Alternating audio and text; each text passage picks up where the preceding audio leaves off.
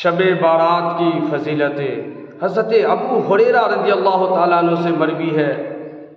रसूल अकरम सल्लल्लाहु ताला अलैहि वसल्लम ने इरशाद फरमाया, मेरे पास निस्बे माहे शाबान की शब हज़रत शाबान की शब जिब्रील आए।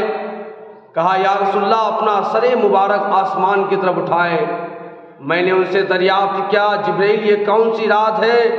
उन्होंने कहा, ये वो रात है जिस रात अल्लाह ताला रहमत के 300 दरवाजे खोल देता है और अल्लाह ताला हर उस शख्स की बख्शिशें फरमाता है जिसने उसके साथ किसी को अपना शरीक ना ठहराया हो, बशर्ते कि वो जादूगर ना हो, काहिन ना हो, सूदखोर ना हो और जानी ना हो, शराब का आदी ना हो।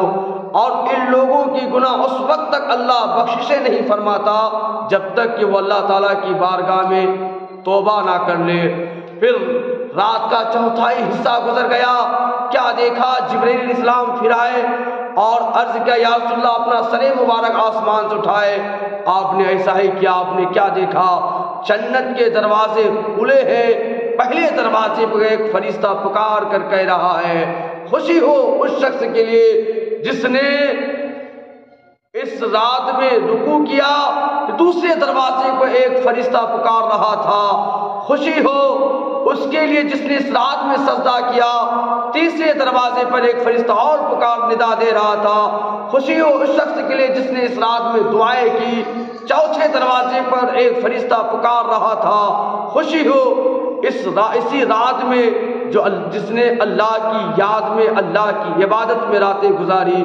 और पांचवें दरवाजे पर फरिश्ते पुकार रहा था, खुशी हो उसके लिए जो अल्लाह के खौफ में रात भर रोया।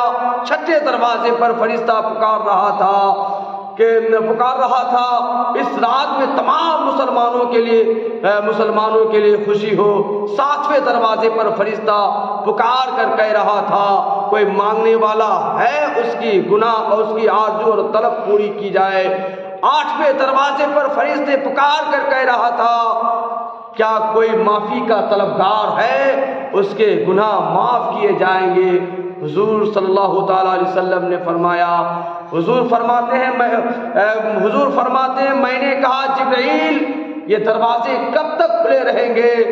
हजरत जिब्रील ने कहा, या रसूलल्लाह, अव्वले शब से लेकर तुलुए फजर तक। इसके बाद जिब्रील ने कहा, या रसूलल्लाह, इस रात में दोज़ख से रिहाई पाने वालों की तादाद बनी कल्ब की बकरियों के बालों के बराबर होगी।